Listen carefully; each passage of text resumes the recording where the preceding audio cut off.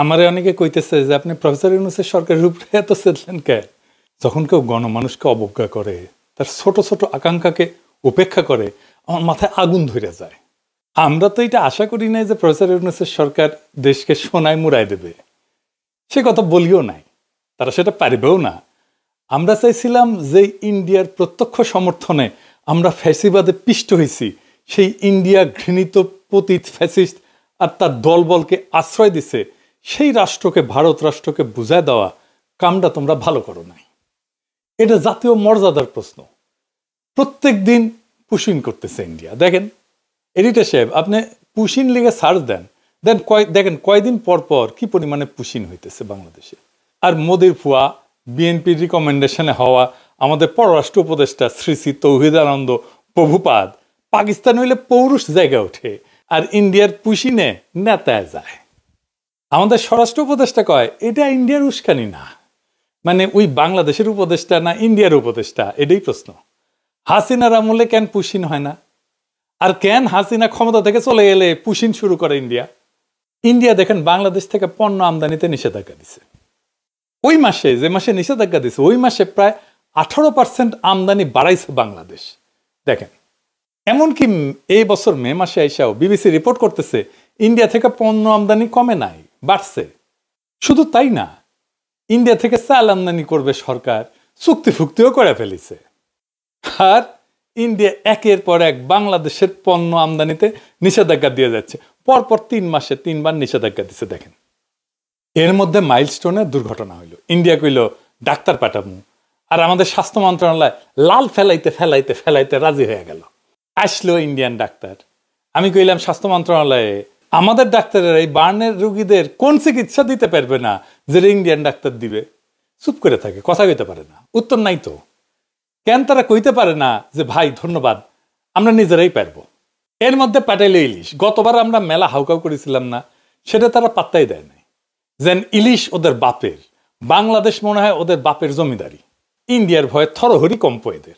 ইন্ডিয়ার সাথে ডিলিংস বাদ দেন, আওয়ামী লীগের মিছিল ঠেকাতে পারে না, এতই অপদার্থ এরা। ইন্ডিয়ার সাথে সম্পর্ক উন্নয়ন করবে। ইন্ডিয়ার সাথে আমাদের সমস্যাটা কি সেটা জিগান উপদেষ্টাদের কইতে পারে কিনা, কোনো ন্যারেটিভ আছে কিনা। হাসনাত আবদুল্লাহ কইছে যে এই সরকারের যে কোনো ব্যর্থতা আমাদের দোষ দেয়, দিবেই তো। এই সরকারকে কে বানাইছে? ওয়াকার, ছাত্ররা আর আসিফ নজরুল। তো দায় নিবা না কেন? পুরা জুলাইকে তো তোমরা মিডিল ক্লাসের ন্যারেটিভ বানাই ফেলছো, যেন মিডিল ক্লাস আর ঢাকা ইউনিভার্সিটির ছাত্ররা জুলাই করেছে। যেহেতু মিডিল ক্লাস এটা একা করে নাই, বেশিরভাগ করছে দরিদ্র প্রান্তিক মানুষেরা, তারা তাই জুলাই দুর্বল হয়েছে, তারা সরে গেছে, তোমরাও দুর্বল হয়েছো। ওই রাজপথের শক্তিটা দূরে সরে গেছে। যাই হোক, এই ইন্ডিয়া প্রসঙ্গে একটা গল্প মাথায় আসলো যে কেন প্রফেসর ইউনূসের সরকারের এত ইন্ডিয়া প্রেম, এত বাম্বু খেয়েও ঠিক হয় না। এক মহিলা তার হাজবেন্ডকে ডিভোর্স দিছে। তো ডিভোর্স দেওয়ার 2 বছর পরে মহিলার পেটে বাচ্চা এসেছে। তো মহিলারে সবাই জিগায়, তোমার না ডিভোর্স হয়েছে? তো মহিলা কয়, হ্যাঁ হয়েছে, তবে ওই মাঝে মাঝে মাপ চাইতে আসে। তো ইন্ডিয়া মাঝে মাঝে প্রফেসর ইউনূসের সরকারের কাছে মাপ চাইতে আসে। যাই হোক, আজকের বিষয় ছিল নারী আসনে সরাসরি ভোটের বিষয় নিয়ে আলাপ করা। আসেন এটা দেখি, তাইলে দেখবেন আমাদের পলিটিক্যাল পার্টি, প্রফেসর ইউনূসের সংস্কার কমিশন আর এই ঐক্যমত কমিশন কেমন ভালসুন আর মূর্খসুদা। বাংলাদেশের সংসদে এতদিন 50টা নারী কোটার আসন ছিল। তো সংবিধান সংশোধনী কমিশন সেটার বাড়ায় নারী কোটার আসন 100-তে বাড়ানোর সুপারিশ করেছে। এর উপরে এনসিপি আবার দাবি করেছে 100টা নারী কোটা আসনের নির্বাচন সরাসরি ভোটে হওয়া উচিত, মানে মরার উপরে খাড়ার ঘা। আসেন আসলে নারী কোটার আসনের সরাসরি ভোট এটা একটু বুঝে দেখি।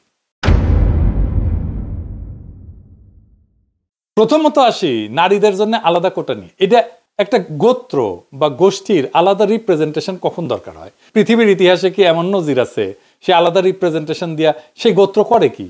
খায় না মাথায় দেয়? তারা তাদের কোন পলিটিক্যাল এজেন্ডা বাস্তবায়ন করে? এইসব কি এনসিপি ওরা জানে বা সংবিধান কমিশনের ওরা বুঝে? 2টা গোত্রের আলাদা রিপ্রেজেন্টেশনের সবচেয়ে বড় উদাহরণ আমাদের উপমহাদেশে আছে। ঐতিহাসিক বিভিন্ন সংঘাতের কারণে ব্রিটিশ ভারতের মুসলমানরা অনুভব করে যে সংখ্যাগরিষ্ঠ হিন্দুদের সাথে তাদের স্বার্থ এক না, বরং উল্টা। স্যার সৈয়দ আহমেদ খান বিভিন্ন ঘটনা ব্রিটিশ ভারতে হিন্দুদের হরেক রকমের এজিটেশন দেখা এই ব্যাপারে লেখালেখি করে যান।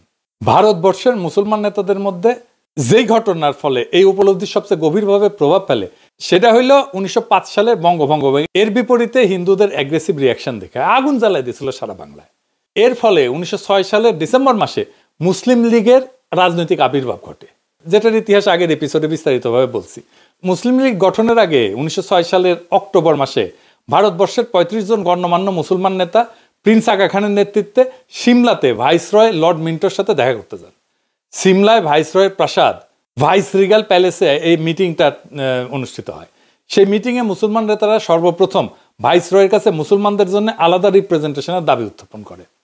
ভাইসরয়ের কাছে মুসলমান নেতারা একটা অ্যাড্রেস ড্রাফট করে উপস্থাপন করে। সেটা ড্রাফট করছিল বিহারের সৈয়দ হোসেন বিলগ্রামী আর উত্তরপ্রদেশের সৈয়দ মীর মেহেদি আলী, যিনি নবাব মোহসিনুল মুলক নামে পরিচিত ছিলেন আর স্যার সৈয়দ আহমেদ খানের ঘনিষ্ঠ বন্ধু এবং উত্তরসূরি ছিলেন। সেই দাবিতে কি বলা ছিল তার একটা অংশ হচ্ছে, এটা ইংরেজি যেহেতু কইছে তাহলে ঠিকই কইছে, তবে বাংলা এটা হইতেছে মুসলমানরা একটা স্বতন্ত্র সম্প্রদায় যাদের কিছু অতিরিক্ত স্বার্থ আছে যা অন্যান্য সম্প্রদায়ের সাথে মিলে না, বরং এইসব স্বার্থ যথাযথভাবে প্রতিনিধিত্ব পায়নি। এর ফলে সিমলা ডেপুটেশনে মুসলমান নেতারা ভাইসরয়কে জানায় যে সামনে ব্রিটিশ ভারতের যেই নতুন সাংবিধানিক রিফর্ম বা সংস্কার আইন আসতেছে সেইখানে যেন মুসলমানদের জন্য সেপারেট ইলেক্টোরেট বা আলাদা ইলেক্টোরেট থাকে। অর্থাৎ মুসলমানরা ভোট দেবে মুসলমান আসনে, হিন্দুরা ভোট দেবে হিন্দু আসনে। এটার একটা নাম ছিল রোয়েদাদ। লর্ড মিন্টো মুসলমানদের স্বার্থ রক্ষার প্রতিশ্রুতি দেন এবং 1909 সালে যেই মোরলে মিন্টো অ্যাক্ট পাস করা হয় ব্রিটিশ পার্লামেন্টে ভারতবর্ষের সংবিধান নিয়ে, সেখানে সর্বপ্রথম মুসলমানদের জন্য আলাদা ইলেক্টোরেট বরাদ্দ করা হয়। এইখানে মুসলমানরা কেন এরকম অনুভব করলো, তাদেরকে হিন্দুরা কি চোখে দেখতো, এসবের ইতিহাসের বাস্তবতা একদম ইতিহাসের বিভিন্ন লিটারেচার যেমন বঙ্কিম, শরৎচন্দ্র, ডিএল রায়, নীরজ চৌধুরী এদের কাছ থেকে কোট করেই প্রমাণ করে দেখানো যাবে, সেটা অন্য আলাপ। এর ধারাবাহিকতা এবং আরো অসংখ্য ঘটনার ফলশ্রুতিতে 1947 সালে পাকিস্তান রাষ্ট্রের আবির্ভাব ঘটে। এছাড়া আর একটা উদাহরণ আছে বেলজিয়ামে। বেলজিয়ামের দুইটা গোত্র আছে, ওয়ালুন যারা ফরাসি ভাষায় কথা বলে, আর একটা হচ্ছে ফ্লেমিশ বা যারা ডাচ বা ওলদান ভাষায় কথা বলে। ফেডারেল পার্লামেন্টে এই দুই গোত্রের রিপ্রেজেন্টেশন সেপারেট, তাদের আলাদা আলাদা সিট মানে সেপারেট ইলেক্টোরেট। এছাড়া এদের নিজস্ব আলাদা পার্লামেন্টও আছে, মানে খালি ওয়ালুনদের জন্য পার্লামেন্ট আর খালি ফ্লেমিশদের জন্য পার্লামেন্ট। তাইলে এতক্ষণ ধরে যা বুঝলাম আমরা সেটার মর্মার্থ হচ্ছে একটা গোত্র বা গোষ্ঠী তখনই নিজেদের জন্য আলাদা সেপারেট ইলেক্টোরেট অথবা রিপ্রেজেন্টেশন দাবি করে যখন তারা অনুভব করে যে তাদের স্বার্থ অন্য গোত্র সংরক্ষণ করবে না। তারা অন্য গোত্রের মানুষকে বিশ্বাস করে না এবং অন্য গোত্রের মানুষ যা করবে যে সেটা তাদের স্বার্থের ঠিক বিপরীত হবে। এখন এই যে নারীদের জন্য আলাদা সংরক্ষিত আসন, এটা তো একটা হাসজারু মার্কা আলাদা রিপ্রেজেন্টেশনের বুদ্ধি, একদম টিপিক্যাল বাঙ্গু প্রগতিশীল মার্কা বুদ্ধি। কিরকম প্রগতিশীল? এই যে দেখেন দিল্লির মাল মতিগঞ্জ, প্রথম আলো এটার একদম ডাইহার্ট প্রমোট করে। মতি মাহফুজ আমাদের যা করতে বলবে আমাদের বাই ডিফল্ট সেটার উল্টা কাজ করা উচিত। আসেন এটার ভিতরের বিষয়টা একটু বুঝে দেখি। নারী আর পুরুষ কি রাজনৈতিকভাবে আলাদা গোত্র বা গোষ্ঠী? কখনোই না, হতেই পারে না। এটার উদ্ভট অসম্ভব প্রস্তাবনা। সেপারেট বা আলাদা রিপ্রেজেন্টেশনের প্রশ্ন তখনই ওঠে যখন কোনো গোত্র বা গোষ্ঠী রাজনৈতিক বা পলিটিক্যাল দৃষ্টিকোণ থেকে নিজেদের স্বার্থকে অন্য গোত্রের স্বার্থ থেকে আলাদা বিবেচনা করে। একটা রাজনৈতিক মতাদর্শ বা ফিলোসফিতে নারী পুরুষ উভয়ে একই সাথে পার্টিসিপেট করে। যেমন আওয়ামী লীগের রাজনৈতিক মতাদর্শ কি সেটাও কন ভারতের পাঁচাটা, তাই তো? আর 71-এর চেতনা। এই যে আওয়ামী নারী, আওয়ামী পুরুষ, আওয়ামী বৃদ্ধ, আওয়ামী যুবক সবাই এটা ধারণ করে। একইভাবে বামাদের রাজনৈতিক মতাদর্শ কি, যেটা যাই হোক বাম নারী পুরুষ একসাথে ধারণ করে, তাই না? ইসলামী রাজনীতির মতাদর্শ নারী পুরুষ উভয় একসাথে ধারণ করে। এখানে নারীদের সাথে পুরুষদের কোনো ন্যূনতম রাজনৈতিক ডিফারেন্স নাই। নারী আর পুরুষ আলাদা সেপারেট কোনো রাজনৈতিক গোষ্ঠী না, যে ঠিক যেরকম যুবক আর বৃদ্ধ কোনো আলাদা রাজনৈতিক গোষ্ঠী না। কাউকে কি কশ্মিন কালেও কোনো প্রস্তাব আনতে শুনছেন যে বৃদ্ধদের জন্য আইনসভাতে আলাদা সিট লাগবে, 40 থেকে 50 বছর বয়সের জন্য আলাদা সিট লাগবে, 20 থেকে 30 বছর বয়সের জন্য আলাদা সিট লাগবে? না, শুনেন নাই। তো এইটা বলার সময় আমার ভয় লেগেছে যে কওয়া যায় না বাঙ্গুলেন তো সবই সম্ভব, হয়তো সামনে কেউ এরকম দাবি তুললেও তুলতে পারে, অথবা আর এরকম উদ্ভট দাবি উঠতে পারে, যেমন যে সমস্ত মেয়েদের চুলের রং সোনালি আর ব্রুনেট, যাদের চুলের রঙের গাঢ় বাদামি, তাদের জন্য আলাদা আলাদা সিট লাগবে। যদিও বাংলাদেশের অধিকাংশ মেয়ের চুলের রং কালো, কিন্তু পাশ্চাত্যে কিন্তু ব্লন্ড আর ব্রুনেটদের মধ্যে রেশারেশি আছে। এখন এই বাঙ্গু লজিকে চুলের রং অথবা চোখের রঙের উপরে ভিত্তি করে তাহলে সংসদে আলাদা সিট থাকতে পারে। নারীদের রাজনৈতিক পরিচয় আর স্বার্থ কি পুরুষদের থেকে আলাদা? না, একদম না।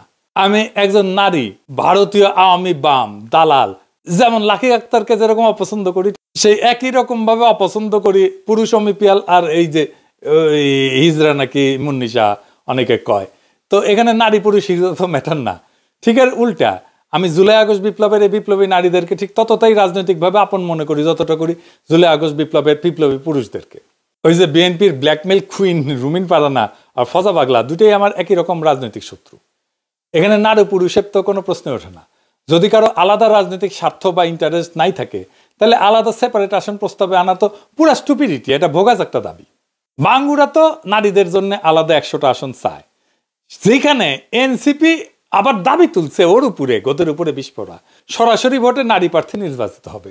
তো নারীরা কি তাহলে সেপারেট ইলেক্টরেট দাবি করতেছে? যদি তাদের জন্য আলাদা আসনই বরাদ্দ থাকে, তাহলে তো সেপারেট ইলেক্টরেট হয় যুক্তিযুক্ত। এসব আবালদের যদি এই প্রশ্ন করেন, দেখবেন মাথা চুলকাইতেছে, কারণ তারা বুঝেই না তাদের দাবির মানে কি। আন্দাজে কয়েকটা টার্ম শব্দ শুনে অল্প বুঝে বা না বুঝে সেটা নিয়ে লাফানো শুরু করে। ব্রিটিশ ভারতে মুসলিম আর হিন্দুদের মধ্যে যখন সেপারেট ইলেক্টোরেট হয়, তখন সেটা ছিল মুসলমানদের জন্য আলাদা আসন, যেখানে মুসলমানরা তাদের প্রার্থী নির্বাচন করবে, আর হিন্দুরা হিন্দুদের জন্য আলাদা আসন, যেখানে হিন্দুরা তাদের নিজের প্রার্থী নির্বাচন করবে। বেলজিয়ামে ওয়ালুন আর ফ্লেমিশদের একই সিস্টেম। তো নারীরা যেহেতু আলাদা 100টা আসন চায়, সেখানে কি খালি নারী ভোটাররাই ভোট দিবে?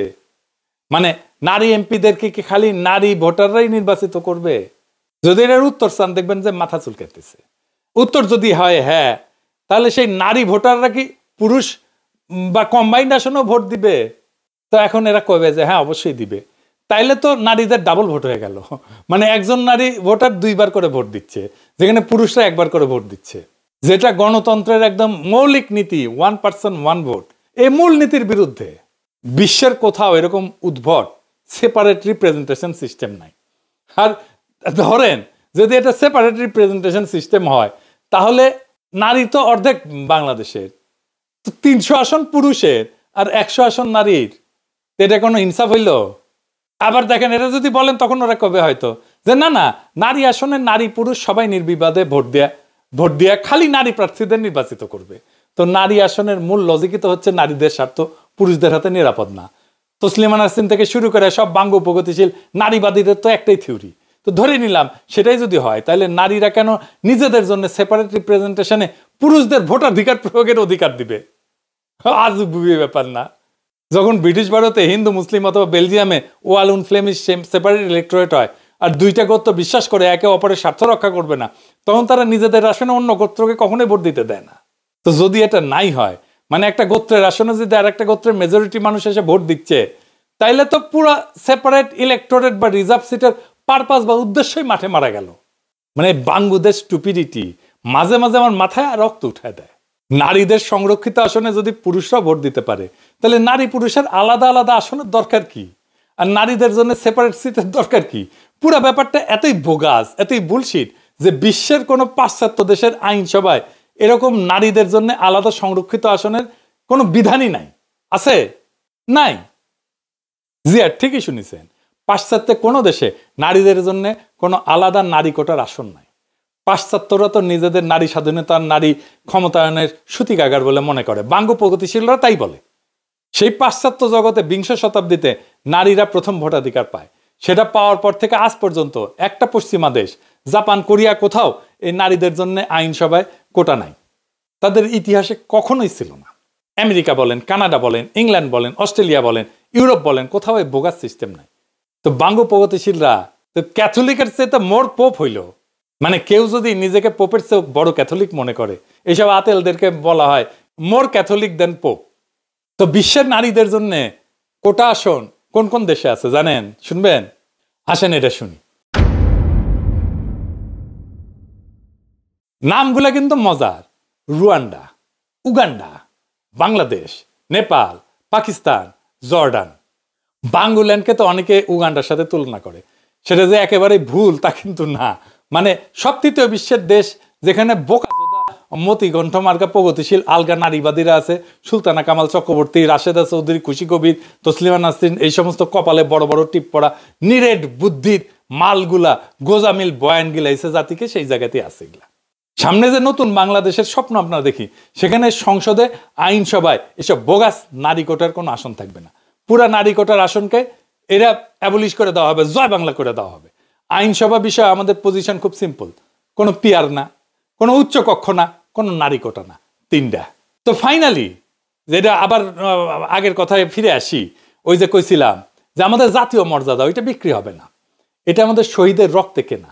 আজকের শপথ হোক, আমরা চাই মর্যাদার দেশ, শির দ্বারা উঁচু করার মেধাবী নেতৃত্ব, আর এমন একটা রাষ্ট্র যেখানে প্রত্যেকটা সিদ্ধান্তের কেন্দ্রে থাকবে জনগণ, আর শুধু জনগণ। এই পথেই বাংলাদেশ হবে সত্যিকার অর্থে স্বাধীন, মর্যাদাবান এবং গণতান্ত্রিক। ইনকিলাব জিন্দাবাদ।